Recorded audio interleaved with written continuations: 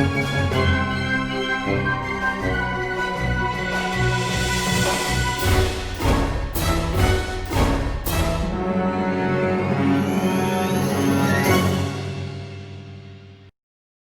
guys, it's your humble host, Cherokee if you prefer. So I'm back with another video, and it's more into the justice for Chase, shall we say, hoax or the real story. So I've actually been in contact with one of the family members on Andrew's side, as well as getting help gathering certain things. So I was actually given a statement by one of the family members. I spoke with them over the phone the other night, and then I asked them to type this up for me so I can read it and go over it for you guys. There is quite a bit here, and I believe gives a nice summarization as to why we're seeing Brooke do all this. So let's start. Make sure you guys can actually see this. Okay. Events leading up to the custody case. All right. Andrew and Brooke had been friends for 3 years before taking it further. Brooke and Andrew had the same circle of friends, and she persistently pursued him. He eventually started dating her around 21 and fell in love. Being the devoted, passive person he is, Brooke quickly took control over their relationship, dictating who they hung around, where they went, etc. Their relationship was perfectly normal. She was friendly with the whole family. Of course, there was no talk or fear of abuse, satanic rituals, demonic orange eyes, or pedophilia with any of the other grandchildren until later when Andrew started to have custody of Chase. No other family members had ever mentioned abuse or speculated that anything out of the ordinary was occurring in the household. Brooke and Andrew had a falling out at one point but quickly got back together. Shortly following, the couple announced their pregnancy to the family. The Fairbanks family and extended family members extended Brooke's baby shower with enthusiasm. 2 weeks before Chase's due date, December 2015, Brooke unexpectedly broke things off with Andrew. He was left heartbroken and confused. Brooke was harboring feelings of guilt. The day of the birth, Andrew showed up to support Brooke and meet his baby boy.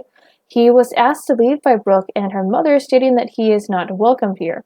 Brooke told him that she was having a girls' night, the night of Chase's birth, and that Andrew did not need to be there. The day of the birth, Brooke told Andrew that a DNA test must be done because she does not know who the father is. A paternity test was done 3 months later, then once more to prove Andrew is the father.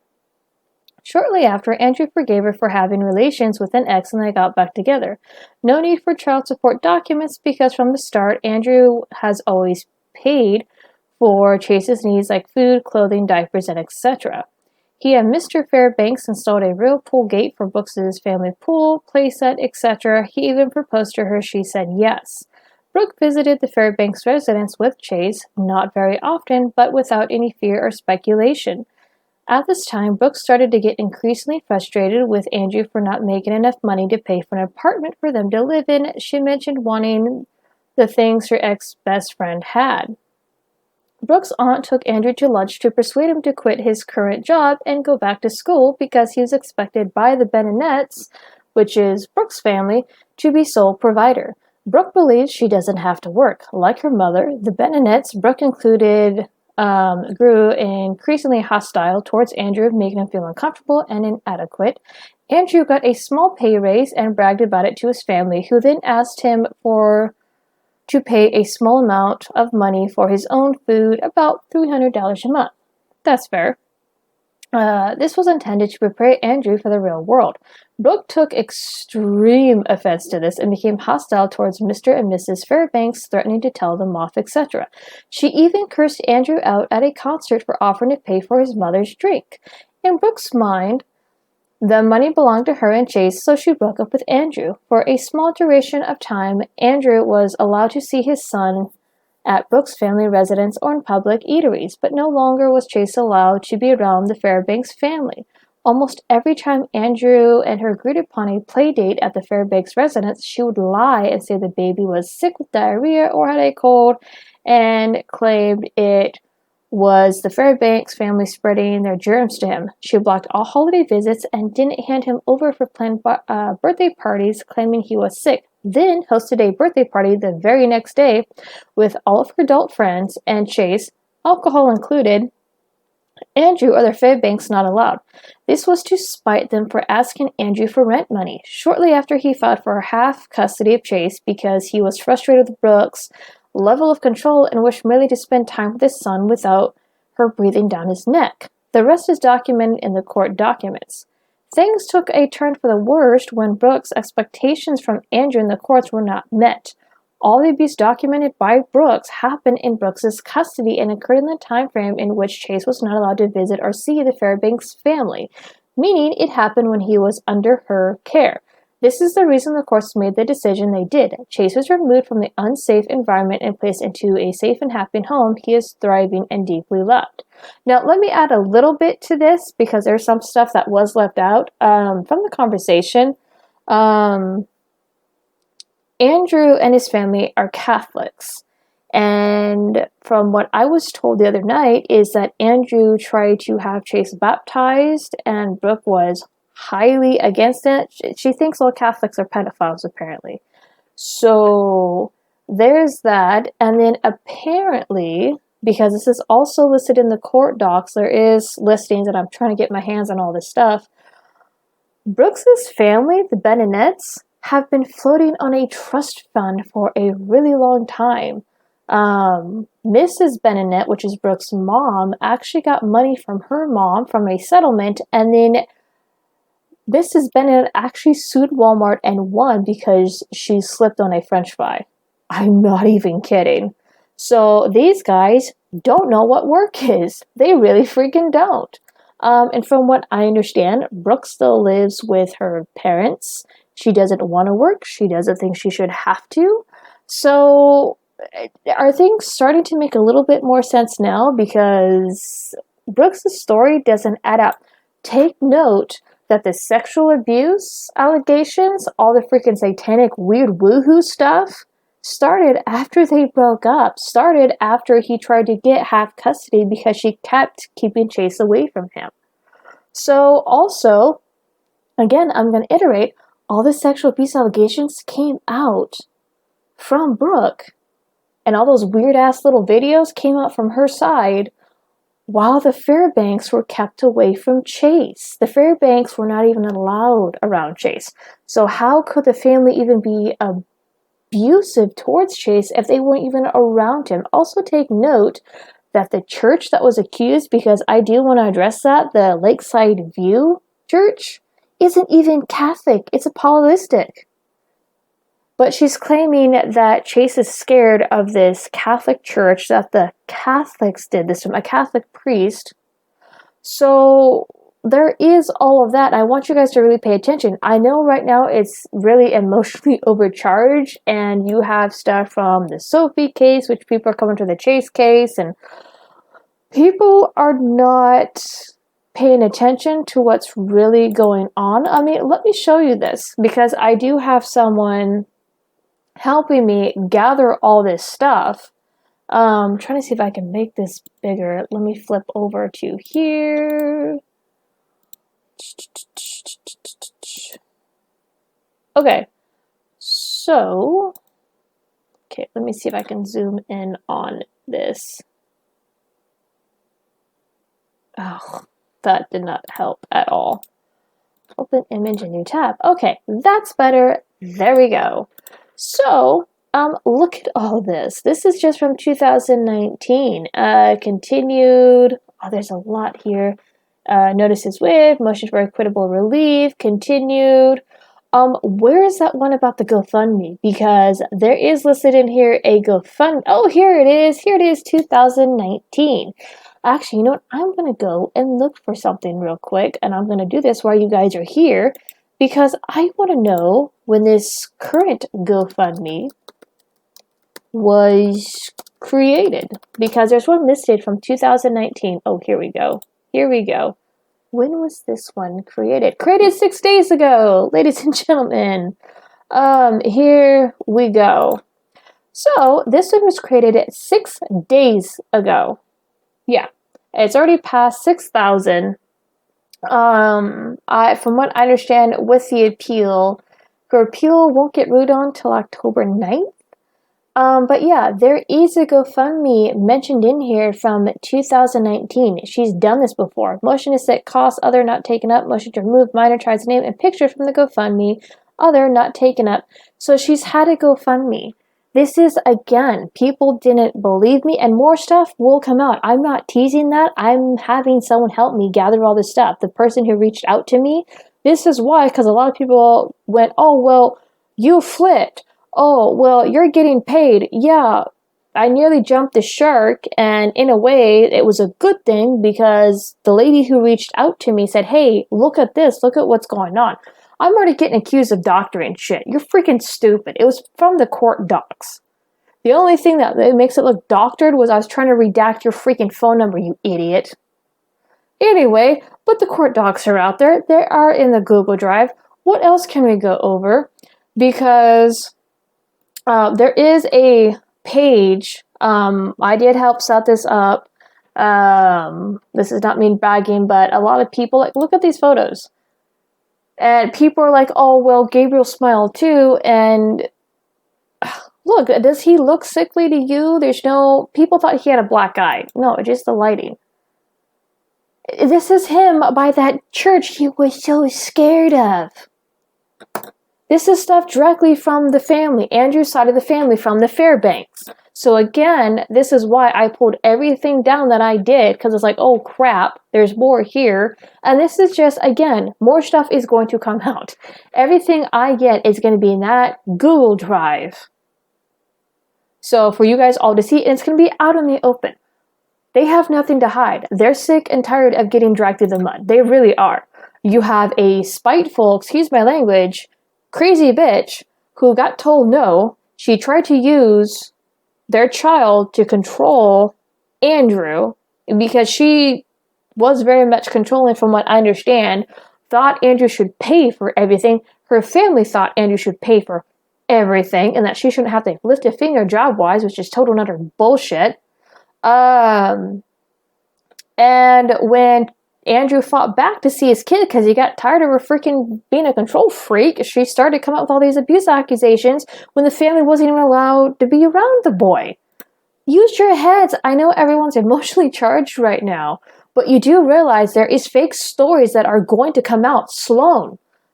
Save Sloan or Justice for Sloan. That one's fake. That one got debunked. I had a few people try to tag me in that one. It's fake. It's another mom trying to get back at her ex. Trying to say, oh, well, the father's abusive. It's fake. This is another fake one that we're dealing with. And that does muddy the water because a lot of people believe, oh, well, if the child says something, then you need to believe the child. And I'm not trying to get political. I'm really not. But I've talked about this on my channel. If you're new, let me introduce you to the concept. There are people who make shit up, whether that's sexual allegations, whether that's sexual abuse.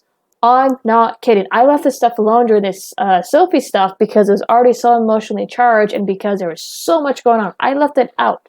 But welcome to reality, to where people do cook this shit up to get back at their exes or their spouses, or people they just have a revenge bone against. I'm not kidding. Look into the Sloan stuff. Again, that one got proven fake. This one, an abused kid, because people keep saying, oh, well, this other kid smiled too, and he was abused, and he died from his abuse. Okay, but that does not make that case the same as this one, or this case the same as that one. Again, people are too overly emotionally charged, and they're not thinking. I want to show you something, because an abused kid would not act this way. Let me pull it up here. So I got sent there are a few second videos, but they're very telling. They're very telling. Let me see. Here's one. Because these are on my Twitter profile. You're gonna break that door. I'm gonna break you.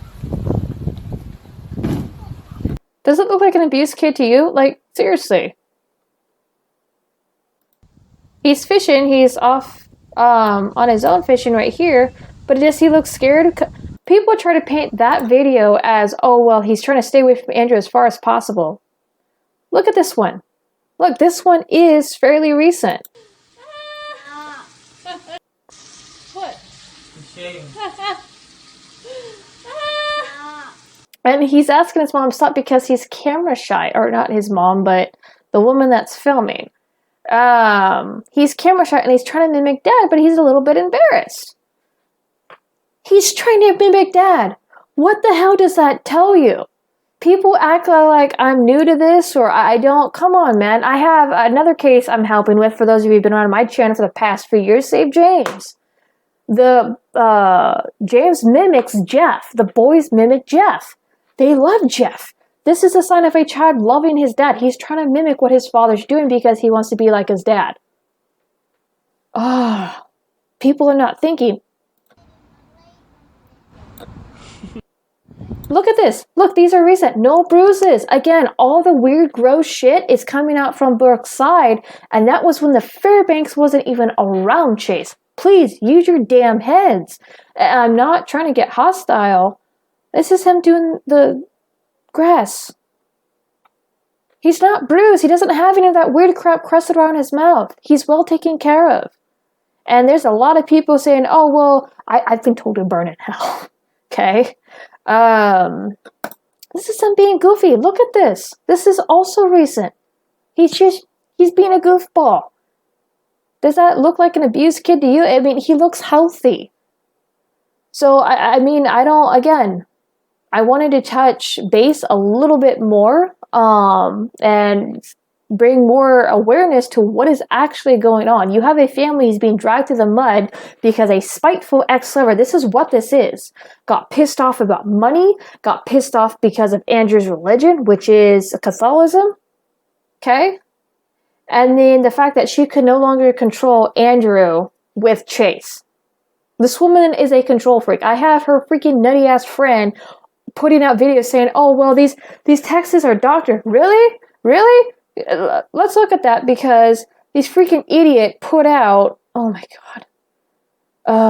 I can't even think right now. Because this stuff is so, it's so petty. This stuff is so freaking petty. Where is it? Give it. Okay, so, because I'm going to show this real quick, because this is the video. Okay, so I got notified of this video, and she's talking about how, oh, well, I can't go back and find those text messages. You can delete text messages on your site, stupid. I'm a wireless specialist. Just because they're not there doesn't mean that they don't exist. You could delete stuff on your side. It's easy. But I will be at your house today for 1 p.m. pickup of Chase, dressed and ready to go. So, again, let me show you the screenshot out of here. I'm going to try to open this on another tab. No, it's not going to let me. So keep that in mind. I'll be at your house today for 1 p.m. pickup of Chase. Let me see. Which one is it? Let's see. Nope. Hold on. Let's see. It's going to be over there where he was doing visits, waiting for him. Okay, here we go. Yes, here's the 1 p.m. pickup for Chase.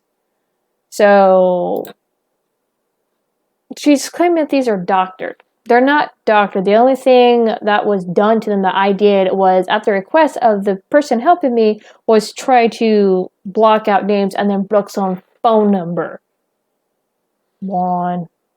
Anyway, let me see how long this is go. Like I said, more stuff is going to come out. Okay?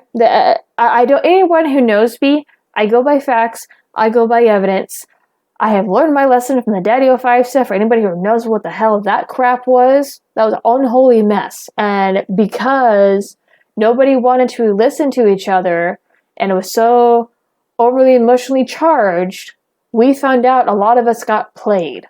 So, anyway, do keep in mind that fake stories are a thing. Do keep in mind that people are going to take advantage of these groups' good nature and good hearts and actually wanted to make a difference, because again, we already have a few fake stories popping up. If you cannot acknowledge that, that is your problem, and you're going to get screwed over more times than one. And I'm not trying to be mean, but this is not my first time doing this. Okay? Understand that. I didn't get paid. I didn't Suddenly go, oh, people accuse me of clout chasing. You're idiots.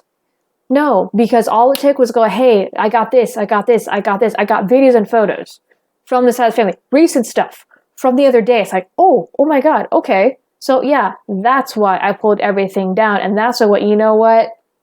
This stinks.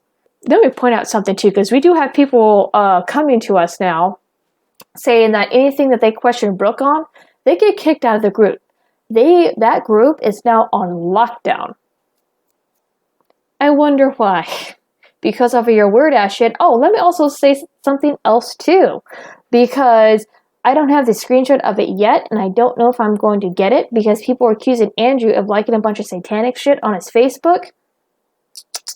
You do realize that there is actually no proof of him liking that stuff, and from what I understand, Brooke went into his Facebook and started to like a bunch of stuff like that, and then took screenshots. Anybody who's been around on YouTube, social media, and has dabbled in coverage of anything knows how that shit goes. Anyway, with that being said, I am signing off. I'll see you guys in the next one.